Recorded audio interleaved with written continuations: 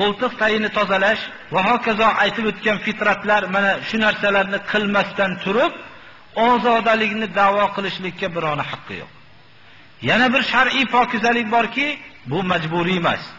Tahorat bilan davomiy yurishlik. La yuwazibu alal wudu'i illa mu'min deganlar. Rasululloh sallallohu alayhi vasallamda sahih hadis bor. Tahorat doim tahorat bilan mu'min, haqiqiy mu'min kishilargina yuradi deganlar. Mana bu shar'iy pokizalikdir. Alloh subhanahu va taolo tavba qiluvchilarni yaxshi ko'radi va pokiza bo'luvchi kishilarni yaxshi ko'radi degan darsimizning qisqasi shundan iborat. Biz hozir 3 ta sifatni o'rgangan bo'ldik. Birinchi, Alloh subhanahu va taolo yaxshi ko'radigan sifatlardan ihson, ikkinchisi tavvob, tavba qiluvchi bo'lishlik, uchinchisi tatahhur, pokiza bo'lishlik. Bu darsimiz Alloh yaxshi ko'radigan sifatlarda alohida to'xtalib o'tilishlik uzoq vaqtga cho'zilib qolganligi uchun vallohu alam qancha dars davom etadi, Alloh yaxshi ko'rgan sifatlarni zikr qilishlikda davom etamiz inshaalloh. Inshaalloh asosiy Alloh yaxshi ko'radigan sifatlarning bittasi ittibo' li Rasul sallallohu alayhi va sallam. Payg'ambarimiz sallallohu alayhi va sallamga ergashishlikdir. Qul in kuntum tuhibbunalloha fattabi'uni yuhibbukumullohu va yaghfir lakum dhunubakum vallohu g'afurur rahim. Ayting ey Muhammad alayhisalom deyapti Alloh taolo, agar Allohni yaxshi ko'rsanglar, menga ergashinglar deng. Shunda sizlarni Alloh yaxshi ko'radi va gunohinglarni mag'firat qiladi. Biz Rasululloh sallallohu alayhi va sallamga ergashmasak, Alloh bizni yaxshi ko'rmaydi. Agarchi biz 1000 marta Allohni yaxshi ko'raman desak ham, ammo hayotimizda bir marta Allohni yaxshi ko'raman degan so'z hayolimizga kelmasa-yu, Rasul sallallohu alayhi va sallamga ergashsak, tilimiz bilan Allohni yaxshi ko'raman degan so'zni aytmagan bo'lsak ham, Alloh bizni yaxshi ko'radi va gunohlarimizni mag'firat qiladi. Inshaalloh kelajak darsimizda ittiba'ur Rasul sallallohu alayhi va sallam darsini o'rganamiz. Rasul sallallohu alayhi va sallamga ergashish Allohning muhabbatiga qozonishlikka sabab bo'ladi. Bu narsada biz bilan siz sust bo'lgan sifat shudir, birodarlar. Rasululloh sallallohu alayhi va sallamga ergashishlikka harakat qilish islom ummatidan yo'qoldi. Har xil noto'g'ri falsafalar bilan ular boshqa ajnabiy xalqlarga ergashib ketib qoldi. Sezmagan holatda yo sezib havoyi nafsiga ergashib qolganligi sababli.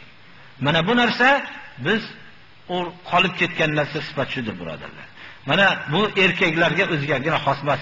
Ayollar ham azvoji mutahharat Rasululloh sallallohu alayhi va sallamning buyruqlariga bo'ysungan ayollar, azvoji mutahharat onalarimizga ergashishligini tashlab, boshqa bir dinda yo'q bo'lgan ayollarga ergashib ketib qoldi. Agarchi namoz o'qib, roza tutsalar ham. Inson ming achinadi. Inshaalloh kelajak darsimizda o'rganamiz. Islomni musulmon bo'lib turgan ayol hatto ba'zi narsalarni hayotdagi buzilishlikda o'zi namoz o'qib turib islomni bilmagan ayollardan o'tib ketgan. Ba'zi maydonlarda islomni bilgan kishilar ham o'zi namoz, ro'zada musulmonman degan hayotda bo'lib turib, ba'zi sifatlarda kofir bo'lgan dinsizlardan ham o'tib ketgan. Mana bu narsa islomning yo'qib turgan soatida shunday bo'lishlik juda bir achinarlidir. Abu Sufyon iymon keltirishligidan ilgari Badr g'azotida mag'lub bo'lgandan keyin Badrda musulmonlar mislsiz g'alabaga erishgandan keyin Abu Sufyon mag'lub bo'ldi, lekin quvvati mushriklarning quvvati zo'r edi. Islom zaif edi. Allohning madadi bilan ozgina musulmon jamoa g'olib bo'lgandi. Abu Sufyon Badrdagi mag'lubiyatiga shu yerda turib qasamyod qildiki, yaxshi taom yemaslikka va o'zining oilasi bilan birga yotmaslikka, hatto musulmonlardan qisos olmaguncha dedi. Qasamyod qildi, butuni nomiga qasam ichdi va Uhudda qisosini olib, ini qasamidan buzdi. Mana shunchalik islomni endi musulmonlar zaif bo'lib, hali islomni hech kim tushunmay turgan soatda musulmonlarning ba'zi xususlardagi bizni haddan tashqari xatolarimiz bo'lib turishligi juda bir achinarlidir. İttiba-ur Rasul sallallohu alayhi va sallam agarchi bu darsimizda juda ko'p kishilarni hammamizga birinchi o'zimga va boshqa o'zgalarga ham kaltak ko'p bo'lishligiga qaramasdan bu Alloh yaxshi ko'radigan sifatni bayon qilishlik, malomatchini malomatidan qo'rqmagan holatda bu bayon qilishlik bu har bir bilgan kishining vazifasidir. Buni har xil narsalar bilan biz bo'yamasligimiz kerak, birodarlar.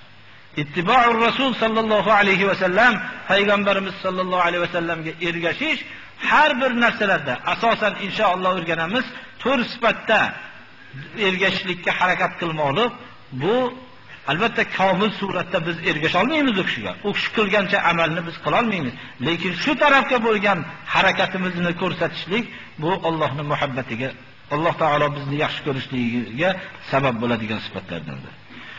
İnşallah mana duoda bo'lsanglar, Alloh subhanahu va taolo shu darsimizni davom etsin. Alloh subhanahu va taolo shu darsimizga amal qilishlikka Alloh taolo tavfiq bersin. Alloh subhanahu va taolo islomga quvvat bersin. Bu hozirgi aytgandek sifatdan bizni tavvoblardan qilsin, gunohlarimizga tavba qiluvchi va mutatahhirin, o'zini pok saqlovchi, shar'iy pokiza bo'luvchi musulmonlardan qilsin. Alloh subhanahu va taolo o'zi yaxshi ko'radigan sifatlarga bizni yaqin qilsin.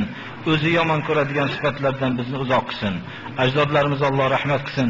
Farzandlarimizni solih solihalardan qilsin. Va sallallohu taala ala xayri xalqihi Muhammad va alihi va ashabihi ajma'in.